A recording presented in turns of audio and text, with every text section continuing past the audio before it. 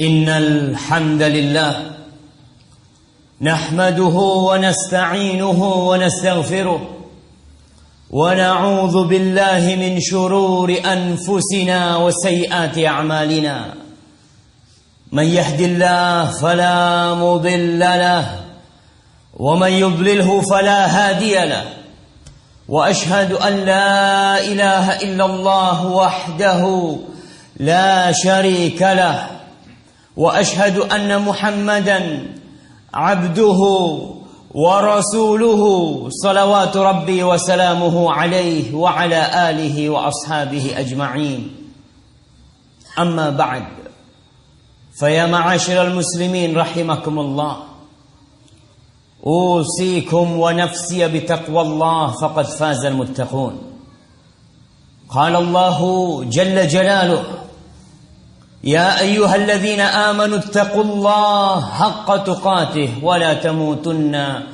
إلا وأنتم مسلمون معاشر المسلمين رحمكم الله.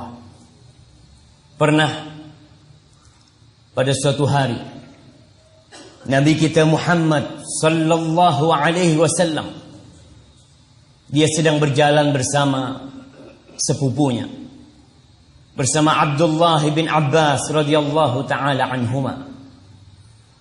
Lalu beliau berkata, beliau berpesan kepada sepupunya yang masih muda belia, yang masih anak-anak. Beliau mengatakan, ya ghulam, inni u'allimuka kalimat. Wahai bocah, sesungguhnya aku hendak mengajarkan kepadamu beberapa kata. Kita lihat bagaimana Rasulullah sallallahu alaihi wasallam memanggil sepupunya dengan ucapan ya ghulam, agar itu bocah mendengarkan wasiat yang akan disampaikan oleh Rasulullah sallallahu alaihi wasallam. Rasulullah tahu dengan namanya. Beliau mengatakan kepada sepupunya tentang kata-kata yang akan menjadi pelajaran, yang seharusnya pelajaran itu ditanamkan kepada anak-anak dan keluarga kita. Apa kata-kata yang diajarkan oleh Rasulullah sallallahu alaihi wasallam kepada sepupunya? Yang pertama beliau mengatakan, ihfadillah yahfadka. Ihfadillah tajidhu tujahak. Jagalah Allah, niscaya Allah akan menjagamu. Subhanallah. Kita mengetahui bahwa Allah menciptakan manusia sangat lemah sekali. Apapun bisa terjadi. Malapetaka akan bisa menimpa dia dimanapun dia berada, karena dia hanya makhluk yang lemah. Allah khaliqu kulli syai', Allah yang menciptakan segala sesuatu. Maka apabila kita ingin dijaga, ekonomi kita ingin dijaga, keluarga kita ingin dijaga, istri kita ingin dijaga, keluarga yang ditinggal mungkin di seberang pulau itu ingin dijaga, anak-anak keturunan kita ingin dijaga. Tidak ada cara yang lebih pintas untuk menjaga mereka kecuali dengan menjaga Allah Jalla Jalaluh.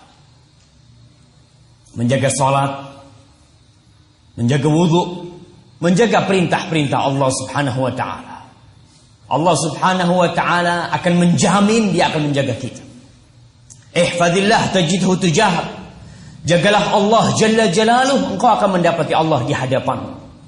Apapun masalah yang kita hadapi, tatkala kita menjaga Allah Jalla Jalaluh, Allah akan menjaga kita. Anak-anak kita lihat orang tua sibuk mengasuransikan anaknya, mengasuransikan keluarganya, mengasuransikan tokonya, kendaraan, semua diasuransikan. Dia takut dengan masa depan yang akan tiba. Kepada siapa dia menjaminkan keluarganya? Kepada makhluk yang mereka akan sirna dan musnah dari muka bumi ini.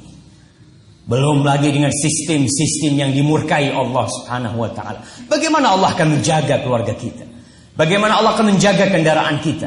Bagaimana Allah akan menjaga masa depan kita kalau kita tidak menjagakannya kepada Sang Pencipta?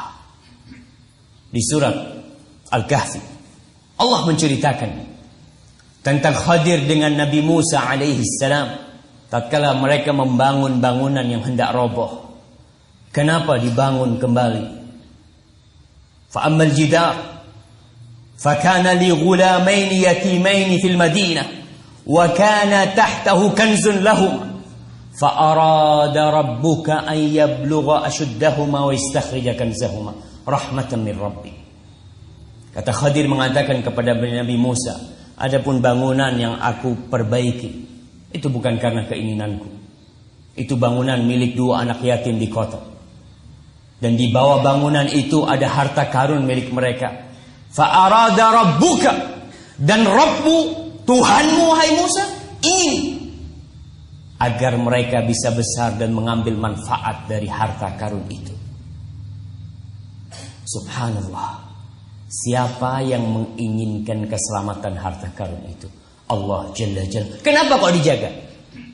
Allah mengatakan, Khadir bercerita, fakana abuhuma salihah. Bapaknya kedua anak itu adalah orang yang soleh.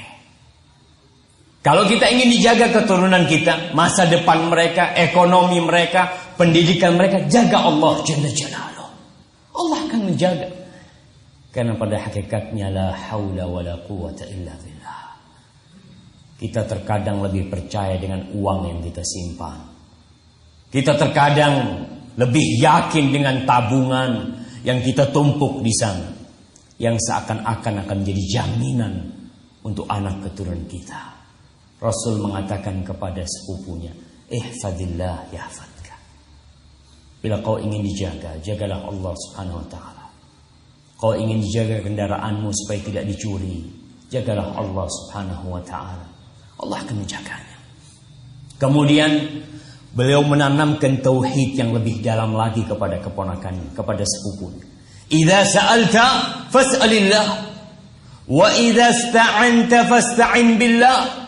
Kalau kau mau meminta, kalau kau butuh sesuatu dalam kehidupan ini, ingin memiliki sesuatu, sekolah ingin sukses, atau kau menginginkan perdagangan yang berhasil, kau ingin meminta, jangan berangkat ke paranormal.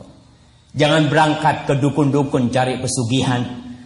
Jangan berangkat ke tempat-tempat mistik untuk memohon kepada mereka. Subhanallah. Siapa yang memiliki langit 7 lapis dan bumi serta isinya? Allah Jalla Jalaluhu. Idza sa'alt, kalau kau mau minta, minta sama Allah Subhanahu wa ta'ala. Allah Jalla Jalal Ar-Rahman Ar-Rahim mengatakan, wa idza sa'alaka 'ibadi 'anni fa inni qarib ujibu da'watad da'i idza da'an. Muhammad, kalau orang-orang bertanya tentang aku, sesungguhnya aku ini dekat. Aku kabulkan doa orang yang memohon kepada aku. Tapi kita malas meminta. Kita malas memohon kepada Allah Subhanahu wa ta'ala. Bahkan seorang muslim diperintahkan untuk senantiasa berdoa kepada Sang Pencipta dalam semua urusannya. Karena yang bisa menolong dia hanya Allah. Wa idza sta'anta fasta'in billah. Kalau kau butuh bantuan, kita butuh bantuan dalam kehidupan ini. Fasta'in billah. Kau mau minta tolong, minta tolonglah kepada Allah Subhanahu wa ta'ala. Itulah ikrar kita. Di dalam surat Al-Fatihah kita senantiasa mengatakan, iyyaka na'bud wa iyyaka nasta'in. Ya Allah, hanya kepadamu kami beribadah. Semuanya dari Engkau. Raga ini dari Engkau. Mata dari Engkau, maka kami pun beribadah hanya kepadamu. Wa iyyaka nasta'in, dan hanya kepadamu kami meminta pertolongan. Terkadang kita lupa. Kita minta tolong, anak kita sakit, yang pertama kita ingat adalah dokter. Yang kita ingat adalah rumah sakit. Seharusnya yang pertama dia ingat adalah Allah Jalla Jalla. Ya Allah, dia katakan, ya Allah, andai kata seluruh dokter di Bali ini berusaha untuk mengobati anakku dan kau tidak mengizinkannya, tidak akan sembuh ya Allah. Aku ke dokter hanya ikhtiar dan usaha, tapi tetap kami memohon pertolongan hanya kepadamu. Apapun musibah yang menimpa kita, apapun permasalahan yang kita hadapi, hanya Allah yang bisa membantu kita. Lalu Rasulullah sallallahu alaihi wasallam mengatakan, wa'lam anna al-ummata law ijtama'at ala an yanfa'uka bi syai'in lan yanfa'uka illa bi syai'in qad katabahu Allah lak. Ketahuilah wahai sepupu, wahai bocah, andai kata seluruh umat manusia, seluruh penduduk Bali, seluruh penduduk Indonesia, seluruh penduduk Asia, seluruh penduduk dunia berkumpul mereka untuk memberikan manfaat kepadamu, memberikan sedikit manfaat kepadamu, mereka tidak akan bisa memberikan manfaat kepadamu kecuali kalau Allah sudah menentukannya untukmu. Semuanya ada di tangan Allah. Wa'lam anna al-ummata law ijtama'u ala an yadurruka bi syai' lan yadurruk illa bi syai'in qad katabahu Allah 'alayk. Rufi'atil aqlam wa jaffatis suhuf. Rawahu Tirmidzi. Kata Rasul sallallahu alaihi wasallam, andai kata seluruh umat manusia, seluruh penduduk di Bali, seluruh penduduk di muka bumi ini berkumpul, bersatu, berkonspirasi untuk membahayakan dirimu, mungkin untuk memberhentikan dirimu dari sekolah, mungkin untuk membuat engkau cacat dan celaka, semuanya berkumpul. Tapi kalau Allah tidak menentukannya untukmu, tidak akan bisa. Rufi'atil aqlam wa jaffatis suhuf. Pena sudah diangkat dan tinta sudah kering. Maka apapun yang kita hadapi, kita harus kembali kepada Allah Subhanahu wa taala. Wa man yattaqillah yaj'al lahu makhrajan. Barang siapa yang bertakwa kepada Allah, Allah akan berikan kepada dia jalan keluar. Terkadang kita sudah bertakwa, terkadang kita sudah kembali kepada Allah, tapi kita berpikir, ya Allah, mana tuh jalan keluar kok tidak kunjung tiba, tidak kunjung datang, padahal aku sudah bertakwa. Belum bertakwa, belum. Kalau kita menunggu jalan keluar dari Sang Pencipta dan belum tiba, berarti kita belum bertakwa. Tambahlah ketakwaan kita kepada Allah Subhanahu wa taala.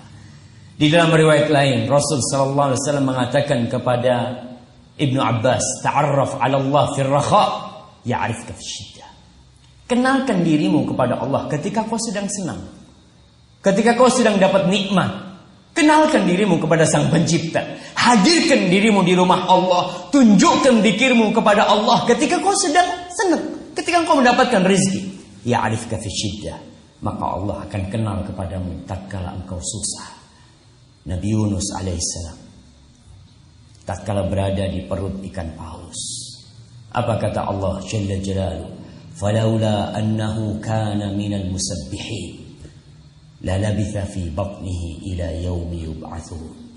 Andai kata Nabi Yunus itu tidak termasuk orang yang ahli bertasbih dulunya tuh, niscaya dia akan berada di perut ikan paus itu sampai hari kebangkitan. Tapi karena Nabi Yunus adalah orang yang bertakwa kepada Allah, dia kenalkan dirinya kepada Sang Pencipta tatkala dia senang, maka Allah mengenal dia tatkala dia sedang dalam kondisi berduka atau susah. Aqulu qawli hadza wa astaghfirullah li wa lakum wa lisairil mu'minin wal mu'minat fastaghfiruhu innahu huwal ghafurur rahim.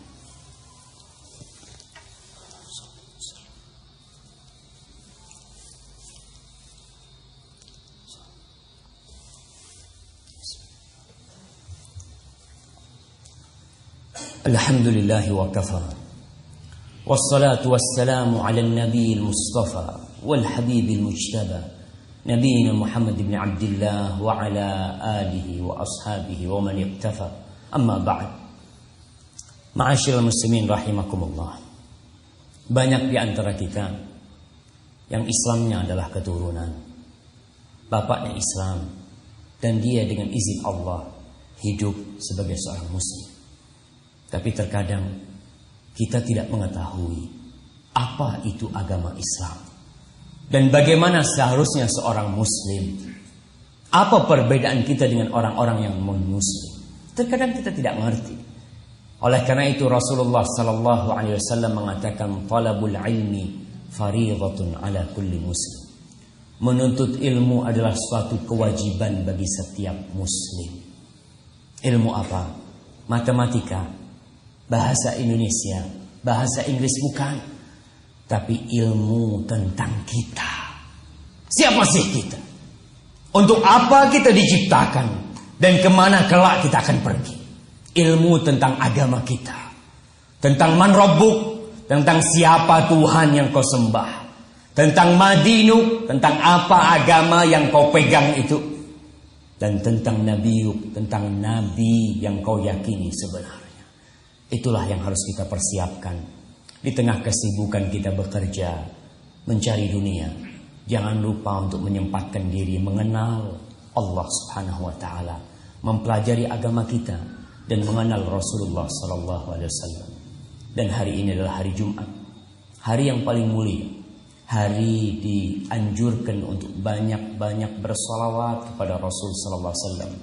Allah Jalla Jalaluhu berfirman, "Innallaha wa malaikatahu yusalluna 'alan nabi, ya ayyuhalladzina amanu sallu 'alaihi wa sallimu taslima." Allahumma salli wa sallim wa zid wa barik wa an'im ala nabiyyina Muhammad wa ala alihi wa ashabi ajma'in. Allahumma ighfir lil mu'minina wal mu'minat wal muslimina wal muslimat al ahya' minhum wal amwat innaka sami'un qaribun mujibud da'awat. Allahumma munzil al kitab mujri as sahab hazim al ahzab ihzim a'da'aka a'da' ad-din ya rabbal alamin. Allahumma aslih wali amrina wa wulata umuril muslimin. Allahumma aslih wali amrina wahdihi ila sawa'is sabil. Allahumma waffiqhu li ta'atik. Allahumma waffiqhu li ta'atik. Waffiqhu li ta'atika ya rabbal alamin. Allahumma rabbana la tuzigh qulubana ba'da idh hadaytana wa hab lana min ladunka rahmah innaka antal wahhab. ربنا آتنا في الدنيا حسنة وفي الآخرة حسنة وقنا عذاب النار وسبحان ربك رب العزة عما يصفون وسلام على المرسلين والحمد لله رب العالمين.